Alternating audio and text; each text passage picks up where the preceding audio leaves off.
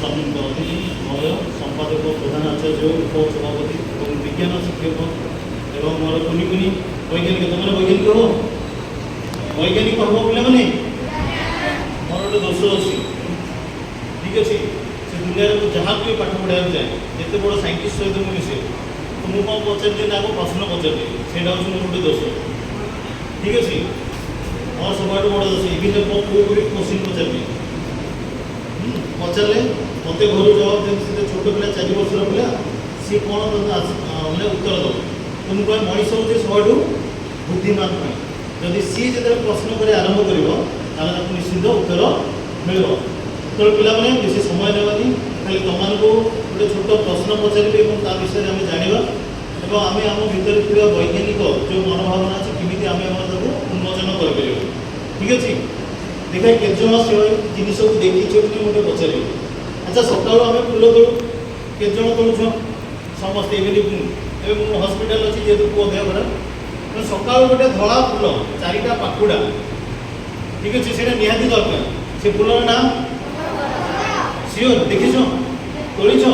ए वर्षा दिन से बर्तमान पोक लगे से पोक देखीछ ता कलर कौन बोलू green colour okay light is green और सी पूरा कौन बोलो कैमोफ्लेज जो जो नथा बहुत प्रिंट जो रंग थी से रंग बदल जाती ये पूरा सी पत्र भले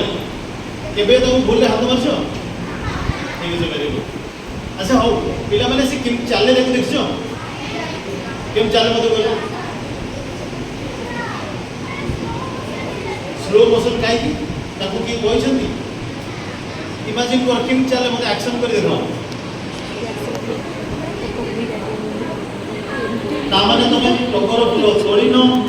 टगर गछ देखन एवं से पोक को तुम देखन तार मु ओडिया ना तो जानी आम ताको इंग्राजी में कहीदेव कैटरपिलर ठीक अच्छे कैटरपिलर देखो के वेरी गुड सी जो चले के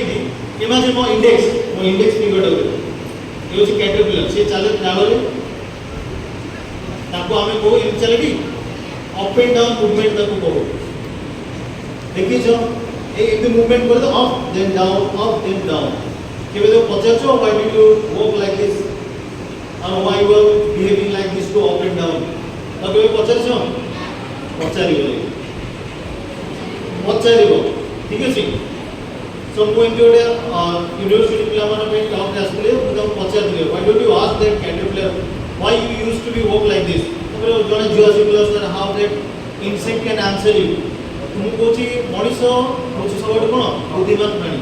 तो जो प्रश्न पचार सी तो आम प्रश्न उत्तर दे पारे कि से प्रश्न उत्तर खोजा देगा तार आम